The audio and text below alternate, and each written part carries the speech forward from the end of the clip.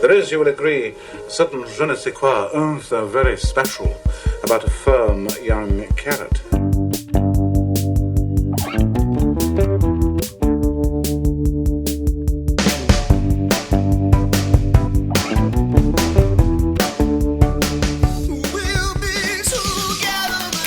Hello, and welcome to Food to Watch Films by.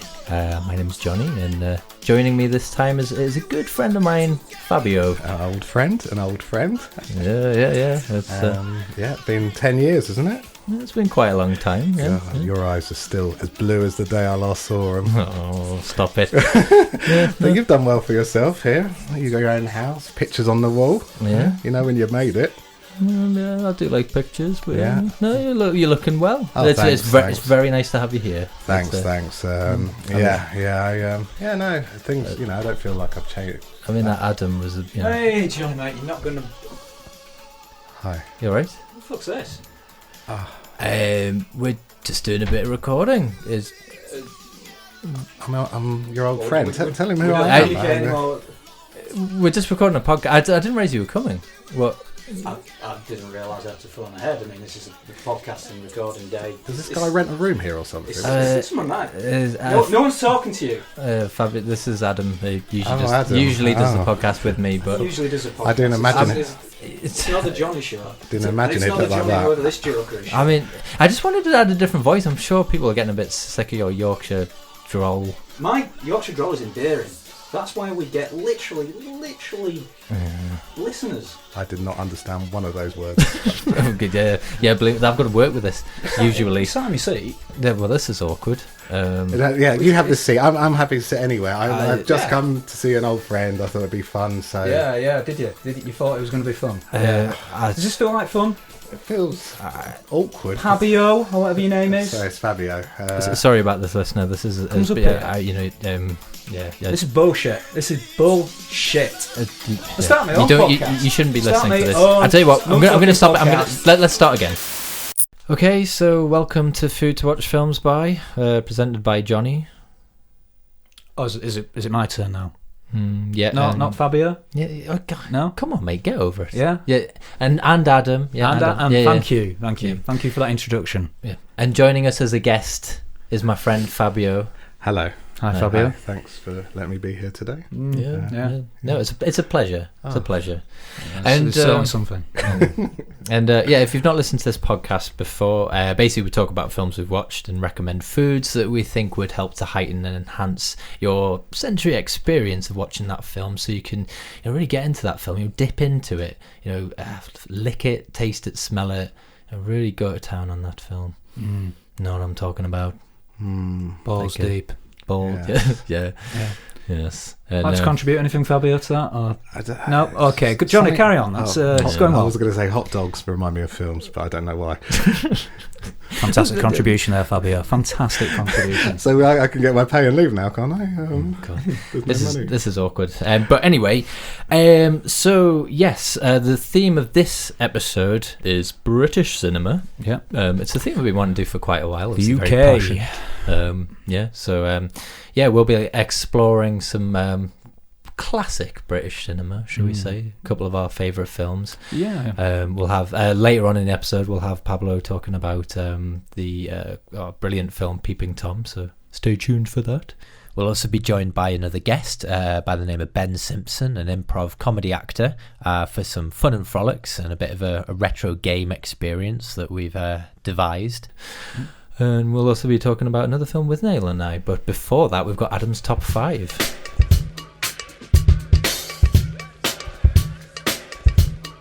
Cause this is Adam's Top 10. I mean 5. So as we mentioned, this episode is going to be focused around British cinema. And from a top 5, I thought I'd be a little bit self-indulgent. I mean, it is Adam's top 5, and the very nature of it means it is kind of self-indulgent. But also, we're in February, and you know what that means, don't you, Johnny? It's the second month of the year. It's my birthday coming up, man. 18th of February. It's literally 4 days after Valentine's Day. Okay. Right.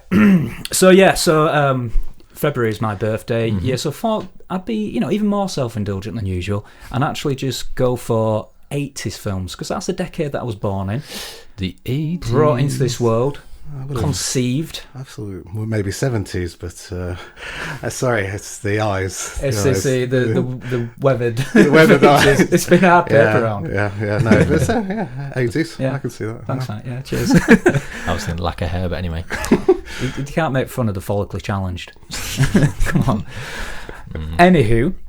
So this is going to be the 80s, because I think as well in British cinema the 80s is quite an interesting era. I think if kind of think back to films of my childhood where there's nostalgia, there's more American films like Back to the Future, Ghostbusters, Goonies, Caddyshack, so on and so forth. But then when kind of maturing into adulthood, you start becoming a bit more conscious of some of the films in the 80s, and a lot of them were not depressing because there was the humour in there, but it was kind of darker turn humour, and a lot of kind of socio-political themes, of the era run into it. So it's quite interesting as you come into adult, kind of seeing, almost a bit of a snapshot of the world that you're brought into. So we'll start with honourable mentions, as always. Yep, honourable mentions, as always. So a couple of honourable mentions. Educating Rita. Yeah. Good film, we're all a fan of that. Yeah. Great film. Yeah. But Michael Caine. Michael Caine. Did you do the old Michael Caine? Slow down. No, I was doing the Jaws for Michael Caine. The best Michael. Yeah, the greatest performance ever. Yeah. And Shirley Valentine. Yeah. Another classic. Quality. But into the top 5. Number 5, somewhat controversial maybe, because this is a bit of a Marmite situation. Some people hate this film, and some people actually think it's a cult classic, which is Flash Gordon. Oh, come on! I'm already seeing like a little bit of the one with thoughts.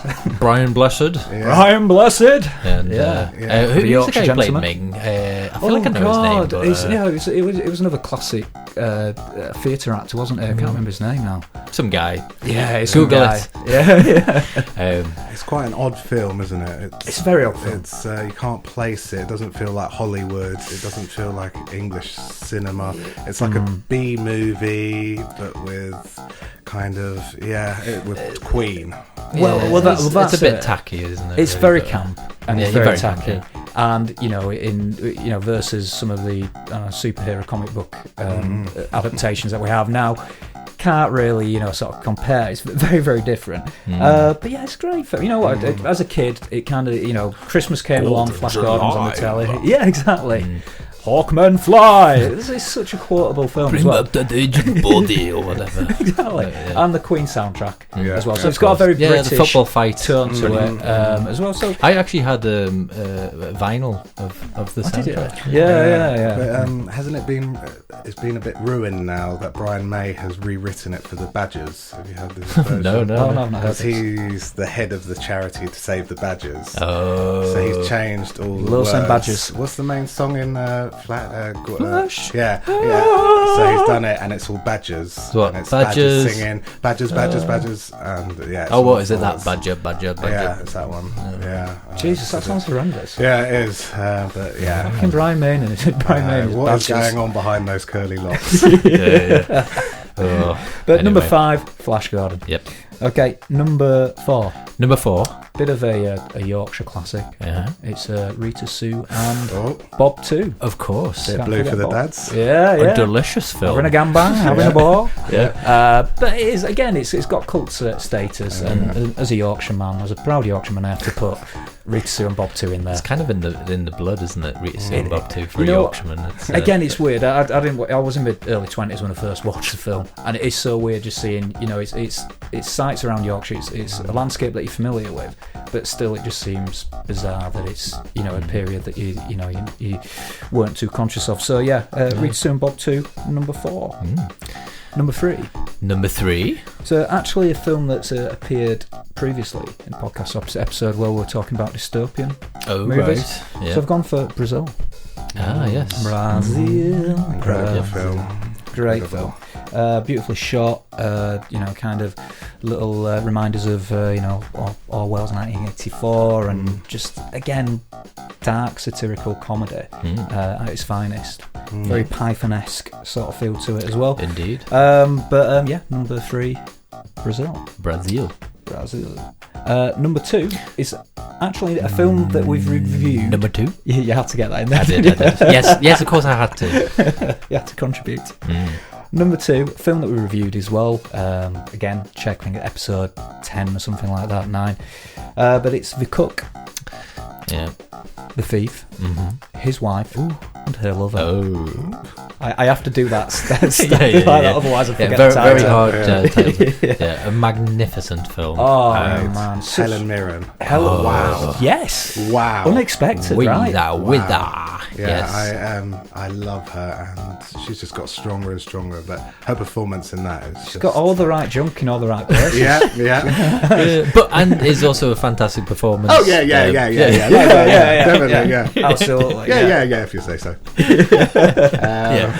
Yes. It's difficult to act when you're on your back that much as well in the film. So but no, it's great film. I mean, aesthetically, it looks fantastic. I mean, right down to the costume design. Very brilliant. theatrical. Theatrical. The way it's actually almost like a stage play. The eerie soundtrack and the performances. Gambon, it's fantastic. Gambon is he's losing it at the moment, apparently. Oh, is he? Yeah. Oh no, I don't like to hear that. I know. He's one of the last, great British actors going. Oh dear. So he has to be very. Choose scripts with not too many words in it at the moment.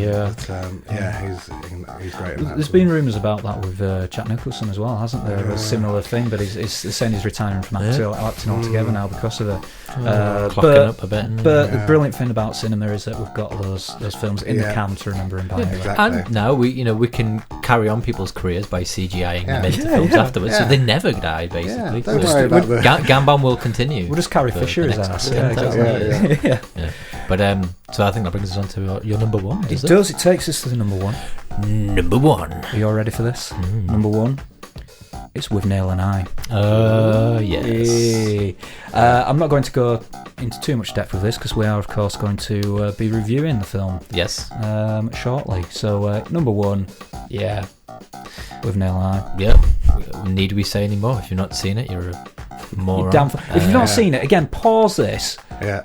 Go watch it because the rest of the episode ain't going to make any sense. Yeah. Go and watch it, back and we will be spoiling the film as well if you haven't seen it before. and just come back and give us a listen. But yeah, Withnail I, number uno. Number uno. So yeah, if you've got your own top 5, you can tweet us at what is it again? Tweet us at FTWFB podcast. Find us on Facebook. You can contact us now through our website. We've got a contact us page, or just stand outside our house and post things through our letterbox. Or just yell. And, yell at us in the street if you want. One thing I wanted to say about 80s movies, you were talking about all the Hollywood, teen films. They had Goonies, all of these amazing, epic, big budgets. But we also had a film made around that era that no one ever talks about. And it's this very small British film called Just Ask for Diamond. Oh, right. About 2 brothers who inherit their dad's detective agency. And one of them's 11 and the other one's 18. And a stranger comes in, knocks on the door, says, "I need your help." And then they go into this big adventure. It was a massive British film. It came out, went to the cinemas, and then it's just been forgotten. I'd recommend. Did you dream this? No, Hang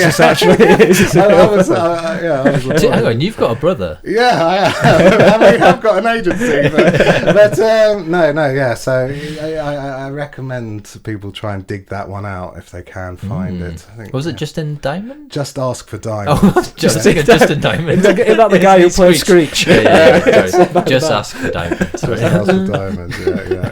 And anything with Bob Hoskins in the 80s. Yeah, of course. Long Good Friday. Yeah. Helen Mirren again. Yeah, Helen Mirren. Yeah, that's a good point, yeah. One of the greatest end shots ever. Yeah. Greatest facial expressions. Yeah, that was Mona Lisa. Of course, yeah. And Crying Game. Crying Game. Crying Game. There it is. Where's my toothbrush? That's how I'll shower every morning. But yeah. Oh, brilliant. Well, let's move on.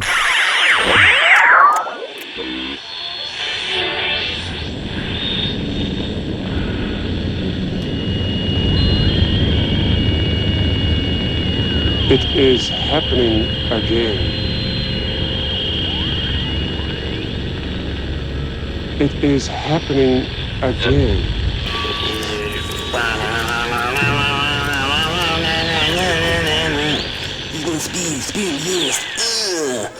How do, Pablo here, hacking into the Food to Watch Films by podcast once again with one of my cupboard casts. Now, to the uninitiated, cupboard cast is when I break into a celebrity's home, find a cupboard, spy on them, record a mini podcast, a cupboard cast if you will, and basically decide whether I want to take them to add to my trophy collection at my fortress. Now, to the initiated, you may also be aware that sometimes I've made a few errors confusing members of the public with celebrities due to similar names and the like. I can guarantee that isn't the case this time, for I am in National Treasure and all-round mad as a box of frogs fella Brian Blessed's house. Now the cupboard I'm in connects to a room which is full of Brian Blessed's memorabilia. There's pictures from Flash Gordon, Z Cars, Blackadder the First, massive roaring open fire, and peculiarly a 7-foot tall pile of roast chickens. Obviously just ignored that and just gone straight to the cupboard so I can start my cupboard cast, and we'll just have to wait and see what happens, but it'll be very interesting to see what then. Brian Blessed has just flown in, that's right, through a stained glass window, dressed as his character from Flash Gordon. Didn't realise he could actually fly. Maybe that's how he got the part. He's definitely landed now. He's disrobed, completely naked now, a little unsettling to the eye. Oh, he's just dove straight in to that pile of chickens like Scrooge McDuck in a money bin. He's gorging on that chicken. He's rubbing. Oh, I've not seen meat and flesh meat in such a way since the 1980s film Society. Actually, we should rewatch that on Shudder, the film streaming app, referenced often by people as the Netflix for horror. Lots and lots of horror films on there. He's still going. Now, they've got plenty of gore and plenty of films available. Some exclusives on there. Rob Zombie's 31 was an exclusive on there for a while, as is the new Grudge versus Ring style Sudoku versus some other person. Now you can sign up to Shudder for $4.99 a month or $49.99 for 12 months. And just basically get your horror on. I do it myself whenever I feel the urge and can't get out of the house. I just like to put on a little bit of gore, and jobs are good. And let's have a look. Oh, he's definitely stopped. Let's have a look. Oh, yeah, it's a pile of chicken carcasses and sleeping naked Brian Blessed. I think I've misjudged this Brian Blessed. He's too dangerous a game to hunt. I think I'll just leave this. I'm just going to have to exit the property and maybe move on to a different prey. But whilst I'm here, I'll get a little bit of a snip, a little bit of a lock of his hair for one of my future plans. But this is Pablo signing off. Toodles.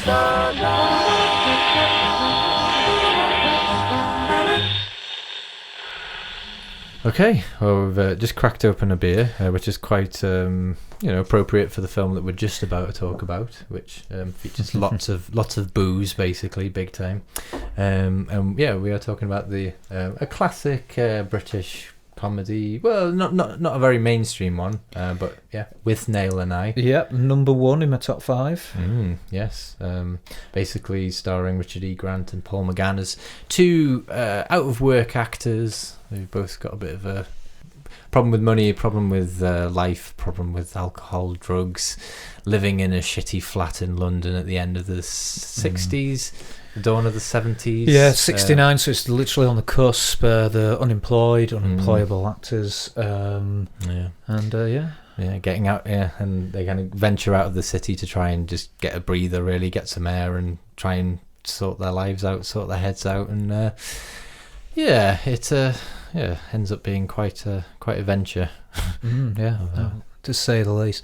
But it's it's a film that has rightly so got cult status.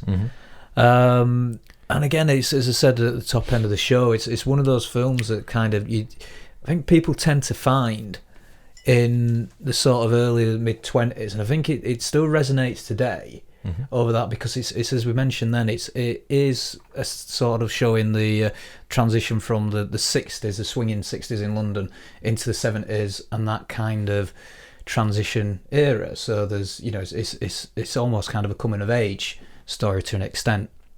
You've got somebody who's progressing and somebody who's in kind of a stage of arrested development.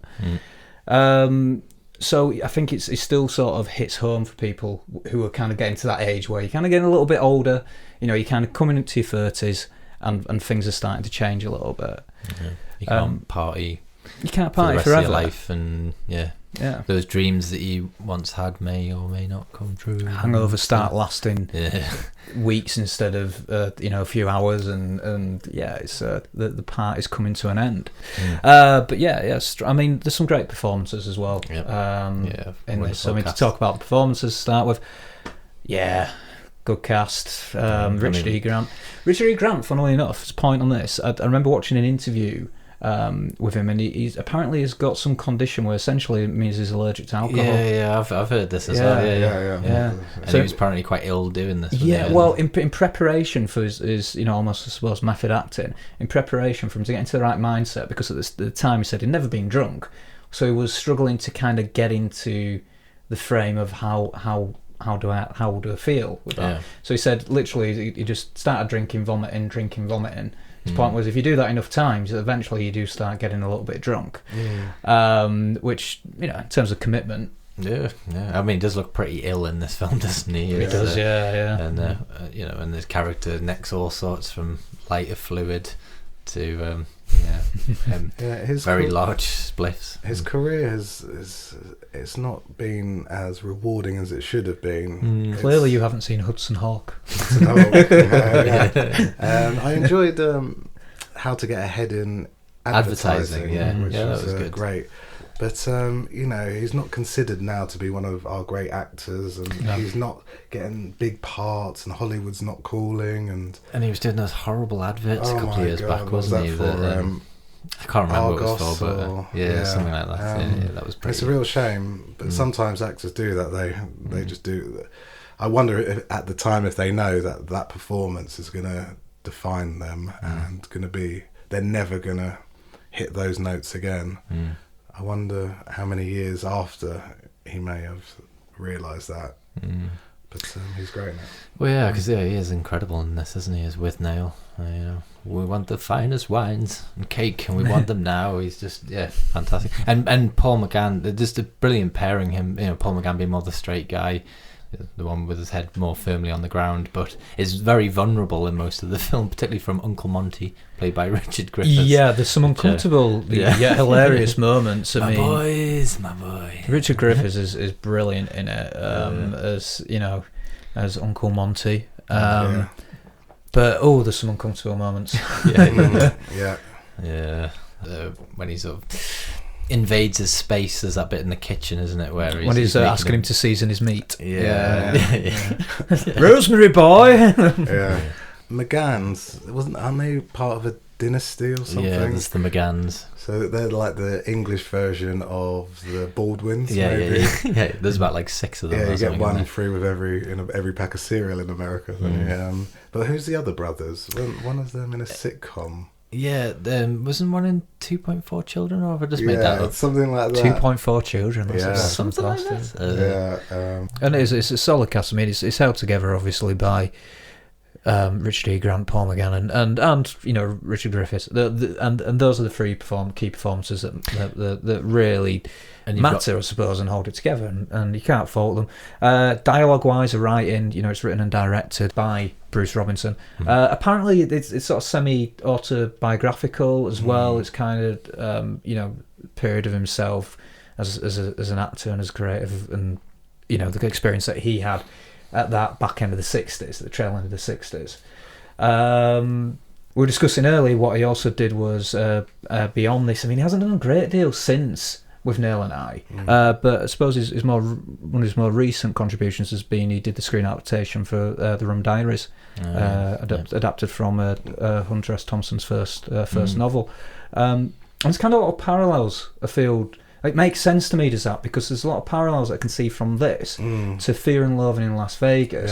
It's you know, they've ridden the tide of the 60s, and it's just about to break. It's the come into down. The 70s. It's a come down. Yeah. And yeah, that made sense. The film of Rum Diaries is, you know, it's okay, but it did make sense as a decision to me to do that. I suppose another similarity is Ralph Steadman, who was involved in the artwork for Withnail I. Oh, He also, you know, Gonzo artist, one of my favourite artists. Love his work. Great British artist. Yeah. It really captures the depravity and the anxiety that these characters are suffering, and the same with Fear and Loathing as well. That sort of insanity. It's that chaotic, but you know, no boundaries to it. Kind of style that it has, which is like ink slapped on the canvas, and it's I love it, and it's perfectly married with this. Perfectly married with a lot of Hunter S. Thompson's work, obviously, as well historically. And throughout the film, there's just so many amazing moments of. Just intense anxiety, I guess, fueled through paranoia, too much booze, and too much uncertainty, I guess. You know, that classic scene for me is where Paul McGann's character, they go into that Irish pub and he goes in the toilets and there's that Ponce and written carved in the walls, "I fuck arses," and he starts freaking out. Who fucks arses? He fucks arses? And he's Why am I arse fucked? I get this great anxiety the dialogue is brilliant, isn't it? And just uncomfortable throughout, and a blinding ending scene with Richard E. Grant reciting. Is it what is it again? It does little. I know what you mean. It's just as they say goodbye as he goes to the train station. I sound really like naive and uneducated. Shakespeare. I can't remember what the But yeah. Anyway, you could probably Google it, but let's. I wonder why. Wonderful way to. The true thespian in him comes out at that point, but it's heartbreaking, is that bit? Like where the, as I say, you've got you've got Withnail is very much is in this state of arrested development, and is probably gonna die. Well, you know, it looks fairly bleak for him, and they're just as a part, you know, it's in its own way. There's a bit of a love story between the two as well. You know, platonically, there's that love story there. So when I you know, all actors I know are so close to being. They're all self-destructive. They, you know, what makes you a good actor is having that passion and that kind of energy inside that you want to get out. You need some kind of outlet, and then when you can't get that outlet, and you put all your eggs in a basket, and every you know, avenue is starting to get closed off. You know, different actors deal with it in different ways, and you know, a lot of them turn to alcohol or can get depressed, or you know, so there's so much truth in that film, although it's so aggressive and so in your face, and you know, it's so it's all based on something that's very true. Well, it's a bit not an actor but a musician. Just made me think of Phil Lynott there. He had that as sort of would be on the road touring with Thin Lizzy, partying hard, but then when he'd come off tour, he'd be living back at home at his mum's house with nothing going on, and that's when he was injecting a lot of heroin and was very depressed because he was just so used to needing that being on stage and performing and feeling that he was doing something. So that defining sort of purpose, but it's it's weird that sometimes it isn't the lack of success, that maybe it's just in their blood that they're doomed to do everything to the extreme, and burn out and rather than fade away. Yeah, indeed. But yeah, no, we wanted to pick this one as one to feature on our British cinema classic, because and worth bearing in mind as well, despite some of these depressing tones as we're going through here, it's pretty damn fun. It is one of the funniest films of the of that era, I'd say. You will ruffle, you will chuckle, you will LOL for any young people listening. It's our Spinal Tap. It is. Actually, that's a really good. Because it's one of those films that you can watch it every 10 years and see something different in it, and it matures and grows with you, and there's something rare that it has that not a lot of other films have. But as I think they are, there's parallels that people can find quite easily in these characters. As I say, I think that becomes quite prominent in 20s to 30s, but also just whatever if you're going through a period of change in your life as well. Great film. I think we can all agree on. Yeah, indeed. Well, should we get to the food recommendations? Oh, we have that element, don't we, to this podcast? Of course we do. Shall I indulge us first? Yep, fire away, mate. Yeah. Well, I first of all, I was starting to think about. Obviously, there's a lot of boozing in this film, drug taking to a certain degree, well, smoking, I suppose, but a lot of boozing, and you kind of come out having watched it feeling a little bit hungover in a way, or a bit like you've abused yourself in a way. And so I started thinking about what foods are good for hangovers. And I know everyone's got their different cures. They've got like a big takeaway. A Bloody Mary I once had when I had a really horrible hangover, and it was perfect. I think Uncle Monty asked for a Bloody Mary at one stage as well. Yeah. Of course he does. Yeah. But yeah, there was something. But yeah, last night we caught a bit of that Jamie Oliver program. Him and Jimmy. I was watching that last night as well. On the best buds. And he made a fish pie, which I thought was a little bit indulgent, a bit too extravagant. Because for me, a hearty fish pie is something that's quite good as a hangover cure for me. And I thought his Jamie Oliver's, was it lobster and prosecco? Fish pie was a bit much, like it was a bit, so I was trying to think of one that kind of tied in more with this film and would also help with your hangover a bit more. So rather than lobster and prosecco, I thought eel and Alka-Seltzer. So the eel being true for there's the poacher in Withnail I who has the eels, and then the Alka-Seltzer, it's fizzy, it's a bit like prosecco. Get away with it, makes you feel better. Mix that in, taste sensation, perfect hangover cure. Yeah. No, I'm down with that. I may attempt it. I'm not really a big fish pie kind of guy. No. I don't know. It's every fish pie I've had, I've enjoyed. And I know that sounds like I'm almost contradicting myself here, but I just don't. I wouldn't actively seek out a fish pie. If I had a menu and there was a fish pie there, it wouldn't be my choice. It'd probably be right at the bottom of my choices. But I've never not enjoyed one. So it's a funny thing. What are your thoughts on fish pies, Fabio? Just thinking about Captain Birdseye then. Or just Captain Birdseye himself, or turning in his grave, if you could hear what you're saying.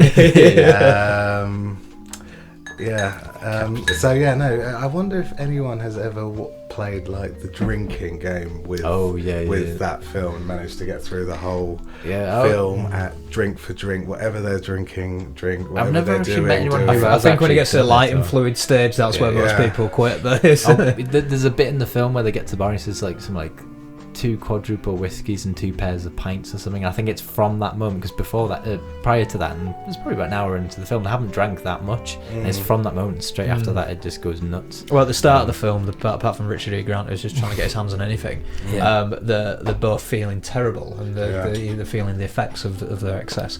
That's another suggestion. Indulge. Booze. Monkey nuts. If I'm drinking a lot, I love monkey nuts. And I've had them for ages. That is why you're not allowed back in the zoo as well, to be fair.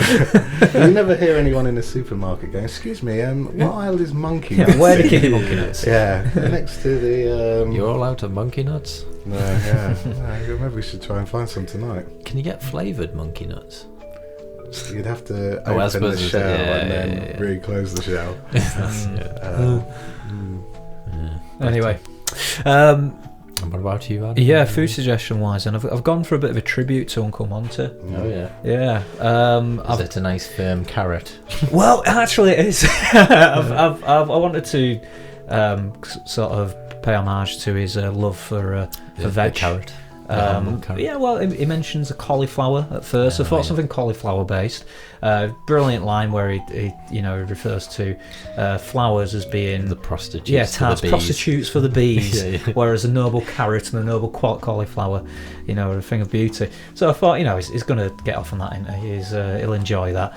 But I can't imagine him just having he's pretty hefty guy.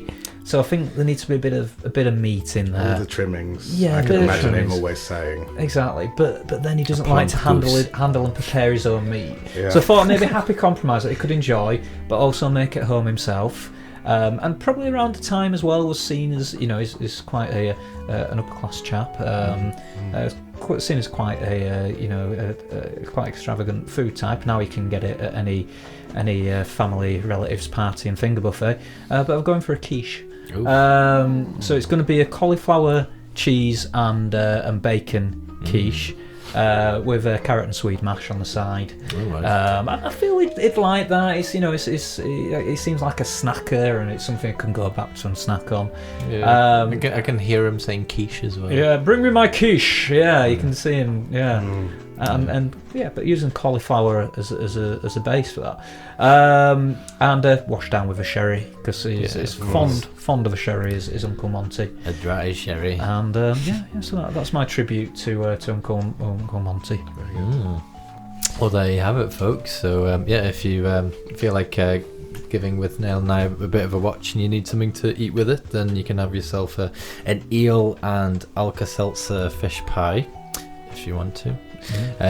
Or you could partake in the drinking game that is available, or monkey nuts. Grab So yourself some go monkey alongside nuts. with them, yeah. Or you can have yourself. I've gone completely blank. What was it again? It was Cauliflower cheese quiche with bacon That's it. and carrot and swede mash. Indeed, a And nice a sherry. quiche. Yeah. So chow down. Yeah. Let's move on.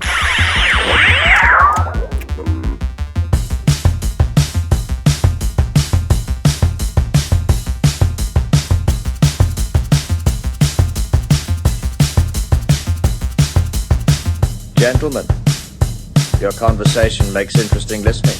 Okay, listener. Now, if you're familiar with the format of this podcast, you probably know that about this time we invite a listener on to play a bit of a game that we've devised and have a bit of fun. And what we've decided to do, we want to do something a bit more special with it this time, to pay homage to not only the films that we grew up with in the 80s, 90s, but also some of the TV programs that we watched as kids. That particular era, there was some fantastic stuff like the Crystal Maze, Nightmare, other programs where, the effects weren't great, but they were very interactive. And, we've decided we're going to try and recreate something along those lines. So let's take you on a journey to the legend of Horn Tower.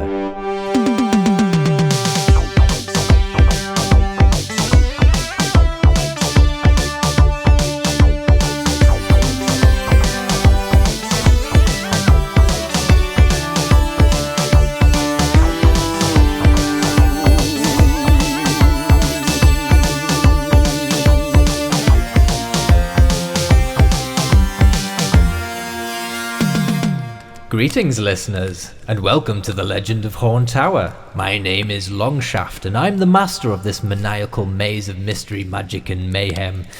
Joining us this time are another band of courageous adventurers, willing to pit their wits against the perils of the Horn Tower in order to retrieve the enchanted horn of Cliff Richard. Adventurers, come forth and speak your names. Hi, my name's Fabio. Hello, Fabio. And my name's Adam. Good to see you guys. Are you ready to take on the perils of Horn Tower? Yeah. Sock it to me, baby. And tell me, who is going to be our dungeoneer for this quest? It's going to be Benji. Benji. I see we have Benji online. Benji, are you there? Hello? Can you hear me? Yeah, we can hear you, Benji. Hi, Benji. Alright. How fareth thee, Benji? Yeah, I'm alright, mate. What are you doing? We're playing a quest. The Facebook cool, thing you... Cool, yeah. Yeah, okay. Yeah. Yes. Did they not explain what... No, they said something about a dungeon, so yeah, that's why I rang in. Oh, okay. Well, yes, let the quest begin. Okay, Benji.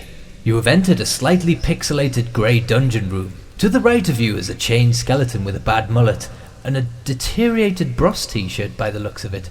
Straight ahead are 2 arched doorways. Choose your path. Okay, Benji, what do you want to do? I don't know, mate. I mean, is this skeleton alive? It's looking pretty dead. It has got eyeballs in it. Maybe you should check out the eyeballs. That could be a clue. Yeah. Yes. Should I pick out the eyeballs then? Yeah, you got to go forward to the skeleton. Yeah, so tell us what you want to do. Do you want to walk towards the skeleton? Yeah, let's check his eyes out. How do I do it? Okay, just say, I want to walk towards the skeleton. Right, I want to walk towards the skeleton. Okay. Okay. Okay, we're getting up to the skeleton. Oh, he's covered in some kind of slime. And his gooey. eyeballs. Oh, shall I touch his eyeballs?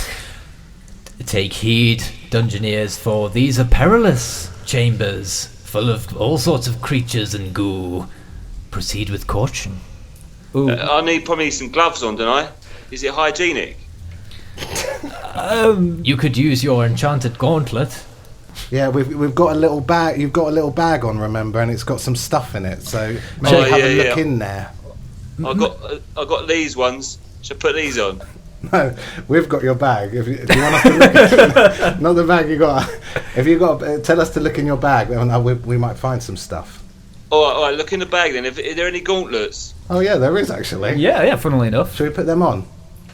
Yeah. Okay, put those on. Okay, you're putting them on. Okay, now do you want to take?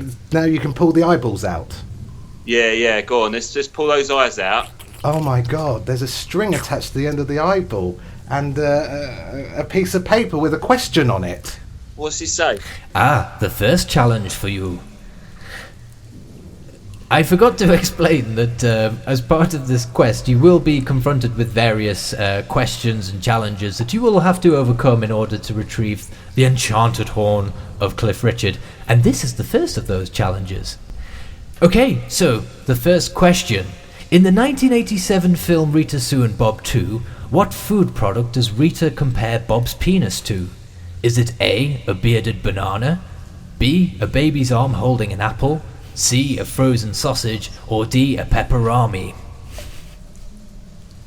I don't think I've seen that. Can you sort of make a guess, do you think? What kind of films What's the woman's name? Rita? Yes, Rita. Was one of the answers Rivita?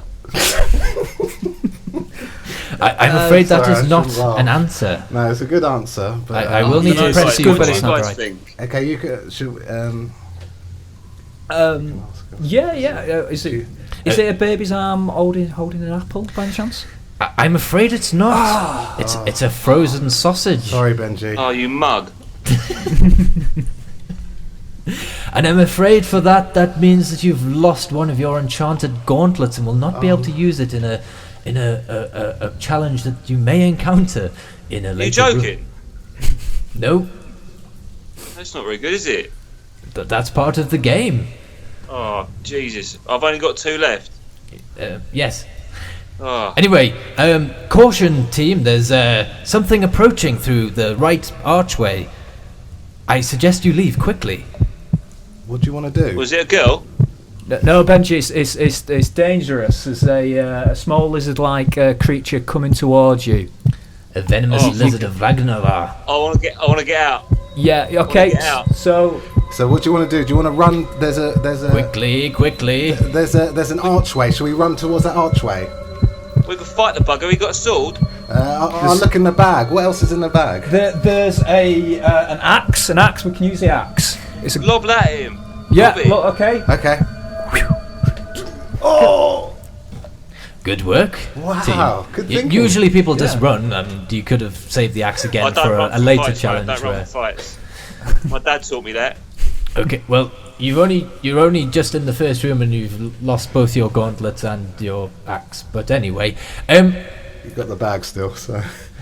are you going to proceed to the exit? Shall we go to the archways? Go through them now, shall we? Yeah, okay, yeah. Okay, Go to so the let's walk archway. towards the archway.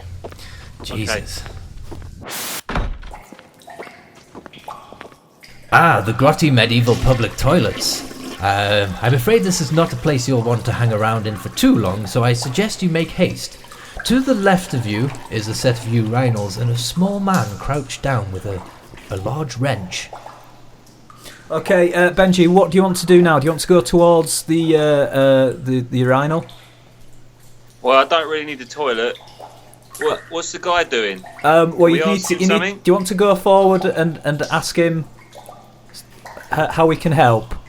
Yeah, maybe if you could stand up as well, because he'd be at groin height, wouldn't he? He probably would be, yeah. Yeah, let's go Should and we do ask that? him. Okay. Yes, please. Oh, hello, Sonny. How you doing? Sound like my uncle. Well, I'm not. What are you doing with that pipe? Well, what does it look like? I'm trying to fix it, ain't I? I've got to get out of here, right? So you got to give me a clue or something. Well, basically the way it works is this toilet here is blocked. Some knobhead tried to swim down it and got blocked, some posh Edinburgh junkie type. Anyway, I'm trying to fix it, and I need someone to go down that tube and try and unblock it. Right, I don't know if I'll fit, to be honest. I would say let's have a look at it in the bag. I think I could see something still in there. Shall I have a look? Yeah, have a look. Okay. Oh, it's a little bottle with red liquid in it. It looks like a potion. Oh, I might have accidentally left that in. That's not for you. That's a little something for later. Okay, so trying to conceive at the moment. It's the only thing that we've got left, though, Benji. So do you want to drink it? Yeah, all right. Do you reckon we should drink the potion then?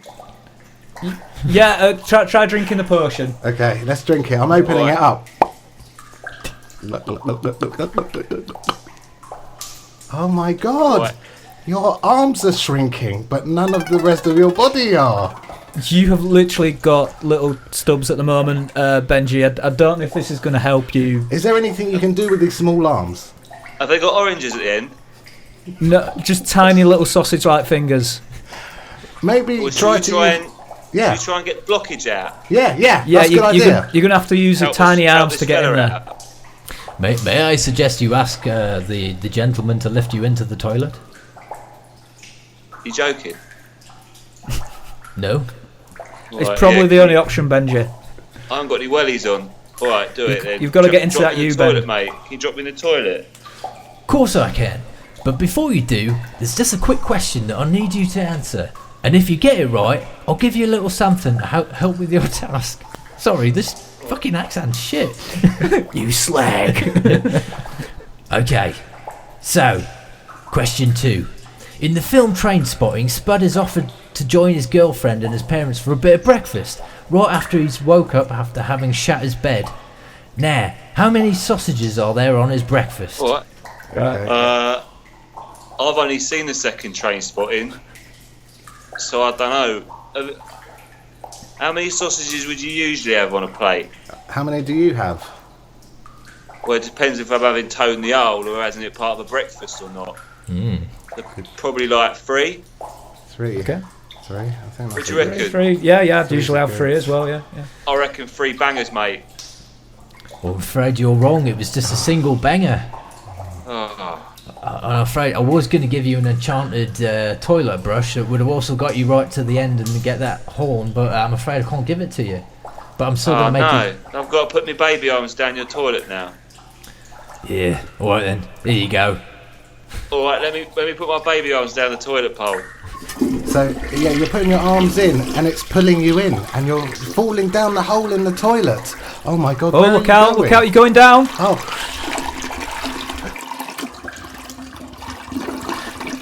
Caution, adventurers, you're sliding quite quickly down this drain pipe. Watch out for the feces stuck either side. Okay, so you're going down now, Benji. You want to the right. There's coming up very quickly. Right. There's a huge pile of shit. Go to the left. Go right. No, that's the shit. Yeah. No, shit, go left. Your left. My left. Your left. Whose left is it? Okay, you hit the shit, but that's fine. You're still going. Yeah, you're still going. You get 3 chances. Okay, now that there's a bigger pile of shit. The consistency is a little bit looser, so this could be a bit of a wet one. You could maybe jump over it. Yeah, can you jump? Jump high. Yep. Yeah. Good. Cleared it. May I suggest you look for an offshoot to divert out here? Okay, we're looking for a hole or a tunnel or a ladder out of here. Okay. What is there? It's coming up to the roof. There's a ladder hanging down. You're going to have to try and grab hold of the ladder. Reach up and grab it. Yeah. Reach up and grab God, it. there's lots of liquid though pouring down the ladder. Do you want to still go up it? Well, I don't know. Is there going to be another option? You're coming quick up to it. You're going to have to make a decision, Benji. It could be urine. This is probably a good time to ask. Grab it. Have you had your tetanus, by the way? Okay. Benji, you've just missed it because remember you've only got baby arms at the moment. So unfortunately that caused you to miss it. But it's okay because there's another offshoot coming up to the left. Is that permanent? No, go left then. The effects wear off in a bit. It's coming up to the left. We've got an offshoot. Okay, so you're going to have to jump left. So shout, jump. Right, jump to the left. Go left. I'm afraid that's all we have time for this episode, dear listener. But do not fret. If you wish to find out if Benji, Fabio and Adam were successful in their quest to retrieve the enchanted horn of Cliff Richards, then you will be able to listen to the full quest in a later episode that we will release. But until then, I'll let you get back to the regular show with Johnny and Adam.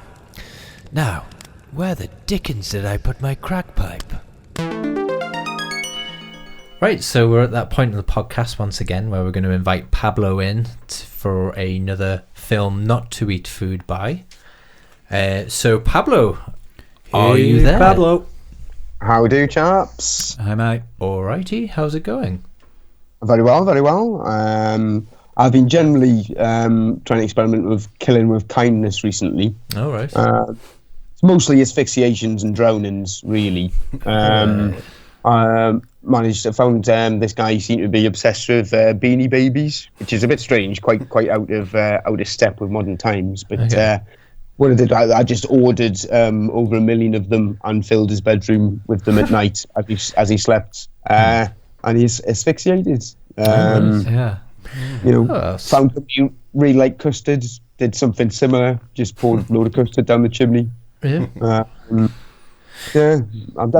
trying to find less asphyxiation based ways of killing with kindness. If I can find somebody who loves guns or knives or garroting, then pretty much that sorts itself out. Well, there'll be somebody out there. I mean, there's a fetish for everything, isn't there? Really? Yeah. And I suppose keeping it entertaining for you want to mix it up a little bit, don't you? You don't want to just be pouring stuff down people's. Well, that's it. And keeping it British. That's why that's why we invented the internet. So think on. Yeah. But so if you've not listened to this before, basically Pablo is now going to talk about a film not to eat food by. So a film, either the gory or slightly disturbing variety, one that you're not going to want to eat by, essentially. Isn't that right, Pablo? Yes. Yes, it is. So yeah, should we get to it?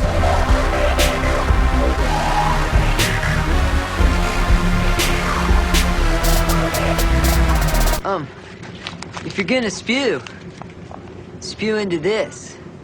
Well, chaps, as alluded to earlier, I'm doing the 1960 Michael Powell film Peeping Tom. Often referenced and just for cinematography and just the type of film that it was of the time. Came out the same year as another little well-known horror film, Psycho. Yes. And it's often used as a comparison because this film, Peeping Tom, much of a similar subject matter, pretty much ruined his career. Whereas obviously Alfred Hitchcock's Psycho, it was the start of huge success. Both British directors. But Peeping Tom, all about a young German chap, Mark, who, Austrian, I believe. And essentially, he's a cameraman, works part-time, doing the odd nudie shots for pornos. Also has legitimate film work.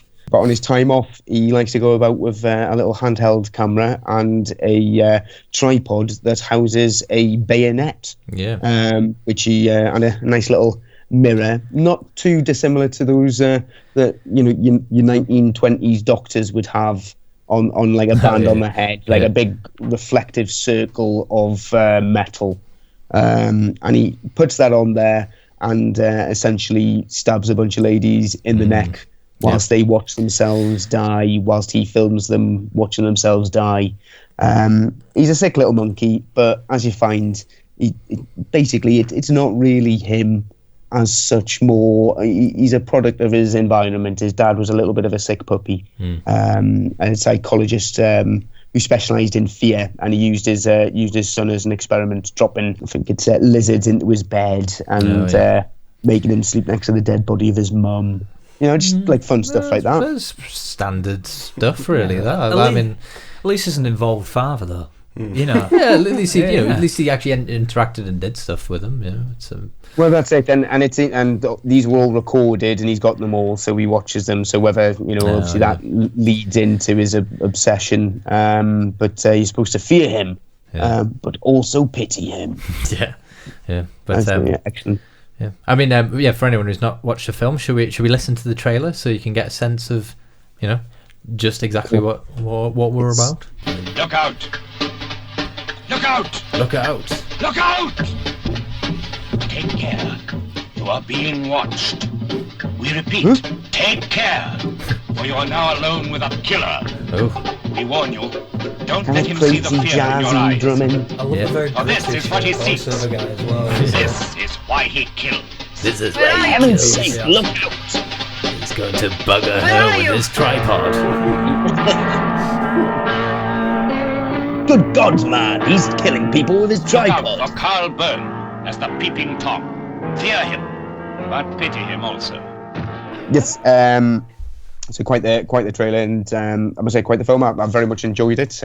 Doesn't quite have the specific gore that I would go for, but obviously there's a certain allowance that you would give for it being released in 1960. Yeah. But it's very tense. It's very very well shot. It's all kind of makes kind of allusions to the voyeur and the fact that we're watching the film, which is all about somebody filming people being in a horrific situation, and you're paying to see a horror film as you would have at the time, and that's one of the theories as to why it kind of ruined Michael Powell's career, because essentially people were very uncomfortable with the way that you were kind of forced to observe whilst observing. Looking someone in the eyes as they die, kind of thing. Yeah, well, Martin Scorsese, specifically, he rates Michael Powell as one of his favourite directors, along with Fellini. Specifically, Peeping Tom, he says that it tells you half of everything you need to know about making a film, directing a film, and it's all about how you deal with your actors and how you get them to emote. And the film in general is kind of, I think he kind of basically asks people to watch that before they start making films. He sees it as like the education. And it is. I mean, I won't beat around the bush with it. It is one of my favourite films. So it's it's definitely up there. So it was quite a shame that he was kind of blackballed out of the industry after this one. But it's a superb film. Very much enjoyed. I suppose it was quite a risky film, because I suppose in a way it could have gone, well, obviously it went one way for him, but it could have gone the other way. It could have really, because it was probably very different of its time and very risky. But. Yeah, well, I think the reason why I say Hitchcock kind of got away with it with Psycho is that was what was kind of expected of Hitchcock, whereas Powell had kind of done very much like big big budget, like mass audience friendly films. So to do something which was very much in the of the time, the extremes of the kind of horror genre, psychological horror. It was ahead of its time. Well, I mean, had it come out in the 70s or 80s, it probably would have been a massive hit. Most of the films of the time were. Me and Fabio were talking earlier, and we were trying to figure out, remember what year it was made, and I was convinced it was later on in the 60s. I think probably because it was in colour as well, rather than the early part of the 60s. But I think probably a big part of that is, again, it's so far ahead of its time. Yeah. The 1960, bang on 1960. Yeah. 1960. My dad was at film school when it came out, and he always tells a story about how powerful that film was, and all the students would go and watch it, and how they'd come to school the next day, and then more people would go and see it, and how it affected a lot of filmmakers who were at film school at the time. So although it wasn't a massive hit when it came out, I don't think the right people saw it, and it inspired other filmmakers to become filmmakers, and so in a way. That's the best thing. It's a good way to end a career. Maybe that film inspired more filmmakers to become filmmakers than maybe The Black Narcissus, which I think is a better film anyway, and A Matter of Life and Death, which I prefer. But I think this film has had a real impact on filmmakers. You only have to go to ask any media teacher, what's your favourite film? Peeping Tom. Haven't you seen my t-shirt I wear every day? Peeping Tom, I've seen it 12 times, DVD, Blu-ray. What's that, your blue velvet lunchbox?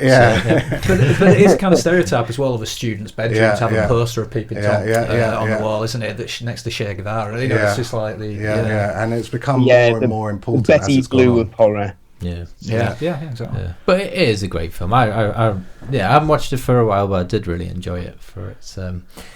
It's it's not very graphic in terms of horror, but it does. It puts you in a position, and it's got that that point of view that does make you feel a bit uncomfortable. So does he work within porn at the beginning or something like that? Oh, he's like a photographer, isn't he? He's like a. Good bits and pieces. He's a bit like Peter Parker, but Spider-Man fame. He does a little bit for the Bugle. He does a bit here. He does a bit there. But whereas he becomes Spider-Man, Mark murders women with his camera. What sort of rating would you give this? I suppose not necessarily on a gore rating, but on a Pablo rating, shall we say? Well, I would give this a firm 5 skewered throats out of 5. I think it's the only way to go, because I mean, on a technical level, and to take your point, obviously I do love Olympic swimming pool sized amount of gore for most of my film watching, but some of the best horror films out there do purposely shy away from showing the gore. Your Texas Chainsaw Massacre, your Funny Games, films like that, which either purposely for budget reasons or to make a point will kind of make you make that final leap into what happens. And sometimes we talked about The Eyes of My Mother in the last episode, and the awards episode, and that's very similar. Again, you don't see that much visual gore or violence, yet you're aware of the aftermath. It's what you don't see that stays with you. It's Hitchcock. It's funny that actually, because it makes you wonder. Watching that film, the images I would have in my head, whether they would be as bad as someone else would have in their head. Like if we actually would have that same shared image of something that we don't actually see in the film, but what it alludes to. Well, that's it. I think. Even though, obviously, with the, famously the psycho shower scene, is about whatever, 100 odd individual cuts all together. But it does very much paint, even though you don't necessarily see. I mean, you do at points, but it's a scene that's painted, so this is the director's intent of how he wants you to see it. But obviously, any situation where you've got to kind of imagine it yourself, people get angry when they get shown something they don't like, but they get incensed when they may be forced to imagine something that they have to do themselves. And I think that's possibly one of the reasons behind why, Peeping Tom and films of its ilk, like Funny Games, are often kind of wrongly chastised for kind of making people question, just the art of watching a film, let alone just being there and being a voyeur in its most basic form. Yeah, it's not to break down the construct of people being paid to pretend to be people just for our entertainment purposes. Ultimately, it's disgusting, but that's what we're here for. So no. Well, if you've not watched it, it's definitely worth a watch. Great piece of British cinema.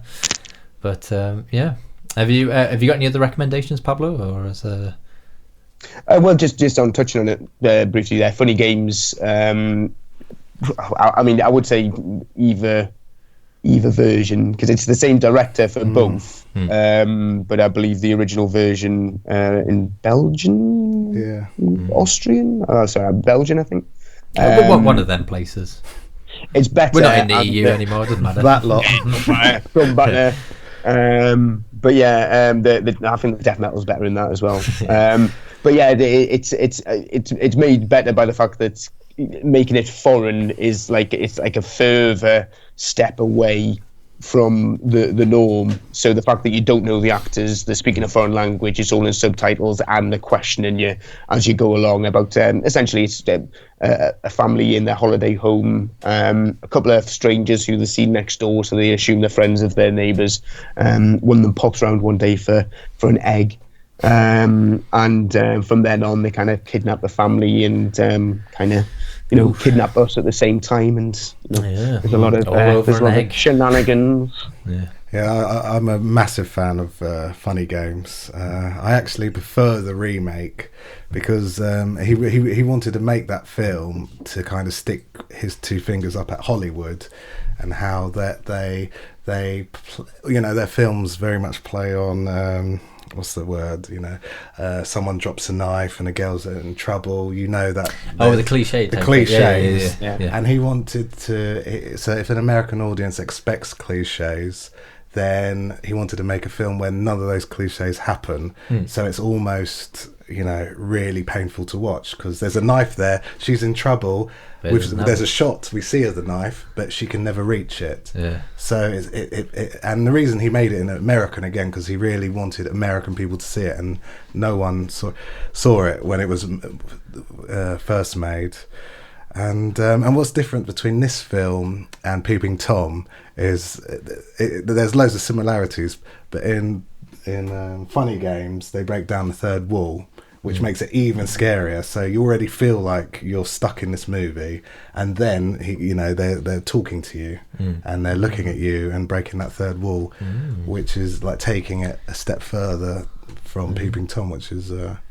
Well, that's it. I mean, I think it's because that was the thing, as you said, with Michael Haneke. That's for his name. What he wanted to do was he just always wanted it as a comment for all people, but he realised after the fact that Americans just won't watch a subtitle film. The people who he wanted to communicate to just were never going to access it.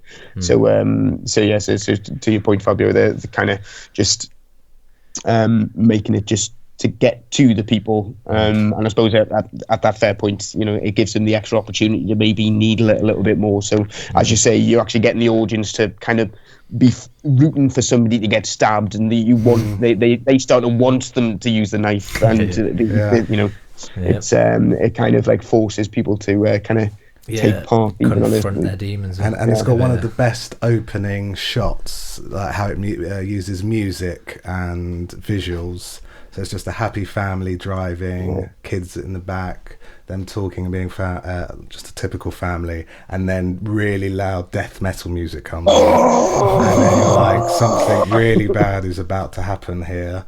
This music never goes over these images, so already, it's the Haneke playing with the, he's one of the best living directors at the moment. He's so important, what he's doing with cinema, and how he's doing what Powell and Hitchcock were doing. He's playing with the format, he's pushing it, he's experimenting. He's one of the most important people. No, I've not seen it actually. I'm gonna have to give it a watch. That's a real treat if you've not seen it. It's a superb game, funny game. Superb film, funny games. Yeah, excellent. Cool. Well, yeah, a couple of recommendations there to not eat food by, or just to watch. So yeah, what are you up to for the remainder of the evening then, Pablo? You've looks like you settled in for the night. Got cozy. I've got my long pigskin blanket all set. The only problem is much like leather, human leather, or I was going to go for pleather, but apparently that's already taken. So I don't know, heather. Either way, you know, it keeps you warm to a certain degree, but then there's a lot of extra moisture and you know, seepage, and I mean, I just need to work out my tannery a bit more. I just need to get that going. It's but it's a bit hard to render flesh in any community really. It doesn't matter how isolated. Trial and error, mate. You'll get there in the end. Yeah, persevere. Is what they say. Well, if at first you don't succeed, try again. As they say. And as long as I keep moving, If you see in the newspapers any kind of the stench of human flesh, essentially by the time you read that in the paper, I'll have gone. So don't worry about that. Or if anyone picks up some knockoff leather, well, not knockoff, but some dodgy leather goods, should we say that? The key is keep an eye out for a nipple. If you see a nipple, because I must say, I know I should lop them off or stitch around them, but there's something about keeping a nipple on a bit of pleatherware, human wear.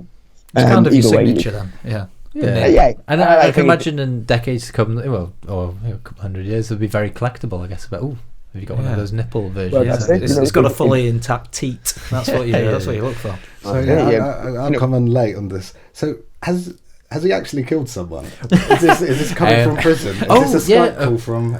No, he's on the move constantly. Okay. We don't know where he is. So it could be outside. Okay. So he's on. Currently, I'm in Czechoslovakia getting parts. It could literally be die there every day and no one notices. But it's amazing what 30 shekels will get you. Life.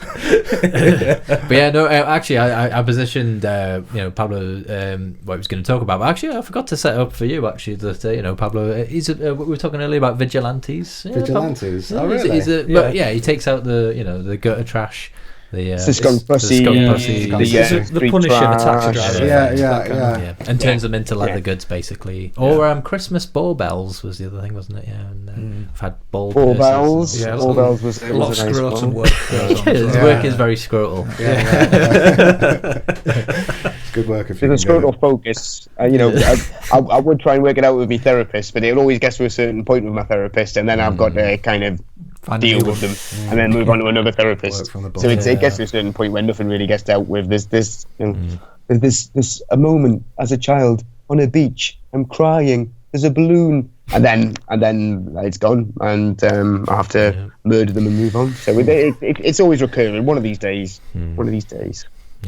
Yeah, brilliant. All right, then. Well, we'll leave you to that, and thanks again, and we'll catch you next time. Coolio G. Okie dokie. See you later, mate. Bye. See you later. Bye. Okay, so that brings us to a close of our British cinema-themed episode 14 of Food to Watch Films By. So, yes, if you have any recommendations of your own, or you want to get in touch with us, or you just want to, I don't know, just say hey. Send us some dirty messages, then you can reach us at FTWFB Podcast. That's our Twitter handle. You can go to our Facebook page, or you can even contact us through our website, which is foodtowatchfilmsby.com. And just to say a special thank you to you, Fabio, for joining us, coming all this way from London up to Leeds. North. Yeah, and of course a thank you as well to Ben Simpson as well, who also joined us for our what was the name of the game again? I can't remember. Nightmare. The Tower of something. Yeah. You know what I'm talking about. Cliff Richard's Horn. Yeah. Cliff Richard's Horn. Yeah. Thanks for playing.